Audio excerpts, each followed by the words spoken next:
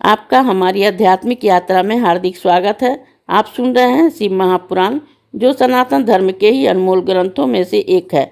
इस श्रृंखला में हम आपके लिए ही इस दिव्य ग्रंथ के प्रत्येक अध्याय का शाश्वत पाठ प्रस्तुत करेंगे।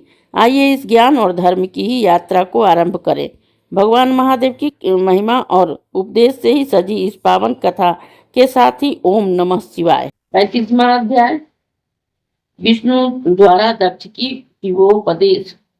दक्ष बोला कि हे विष्णु जी, मैं बड़ा ही भयभीत हूँ, मेरी रक्षा कीजिए। आप तो यज्ञ स्वरूपी हैं, अतः हे प्रभु, जैसे भी हो मेरे इस यज्ञ का रक्षा कीजिए। जब इस प्रकार बहुत सी प्रार्थना करके दक्ष विष्णु जी के चरणों में गिर पड़ा, तब शिव जी के चरणों में सिर नवाकर उसे उठाते हुए विष्णु जी समझाने लगे कि हे दक्ष, तुमने शिव जी को क्यों भुला दिया। सर्वेश्वर भगवान शंकर जी की अवज्ञा का ही यह फल है, जो कि तुम्हारा कार्य विफल हो रहा है। पूज्यों का अपमान होने से पद पर ही विपत्तियां प्राप्त होती है।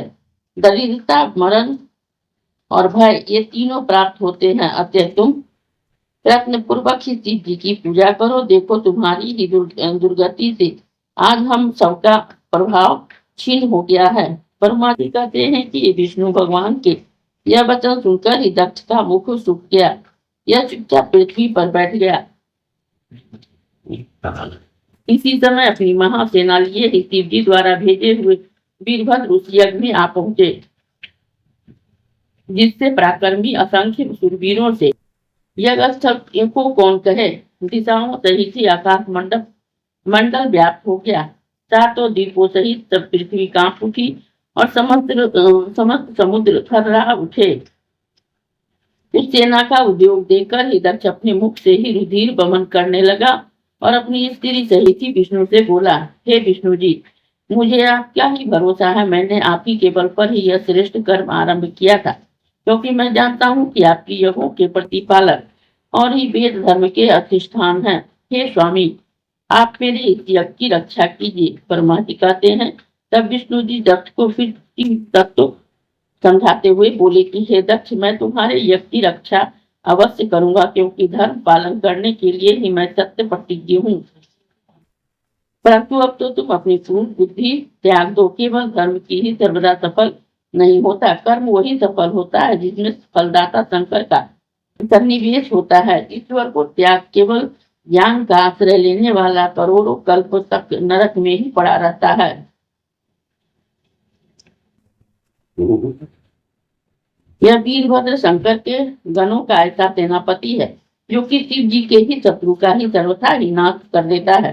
निसंदेह यह तुम्हारे सहित हम लोगों का भी नाश कर देगा। शिव जी की आज्ञा का ही उल्लंघन कर मैं जो तुम्हारे यज्ञ में आया हूँ, इससे मुझे भी घोर दुख उठाना पड़ेगा, और आज इसे रोकने की मुझ में ही शक्ति नहीं है।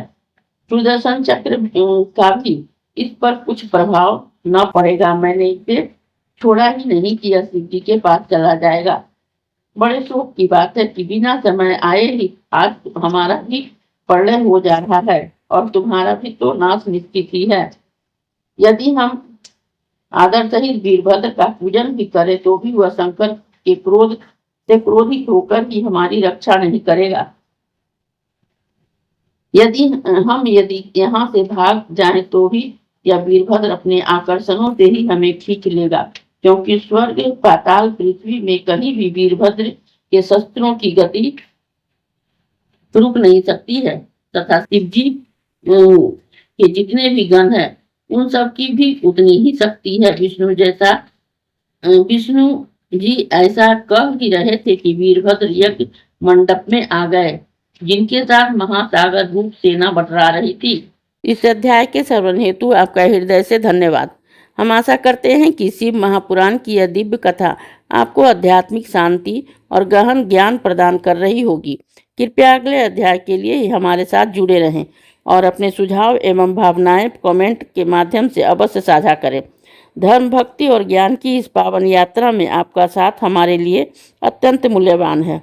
ओम नमः शिवाय। यदि यह प्रस्तुति आपको पसंद आई हो, लाइक करें, कमेंट करें, सब्सक्राइब जरूर करें, बेल आइकॉन दबाना ना भूलें, ताकि अगला अध्याय आपसे छूटे नहीं।